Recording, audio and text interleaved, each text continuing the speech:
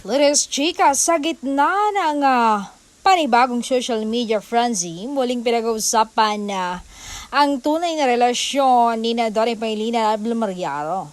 Hirit na mga kat-katera at sausawera. Kung si Belle kay Kyle, baka talaga si Aya at Donnie ngayon.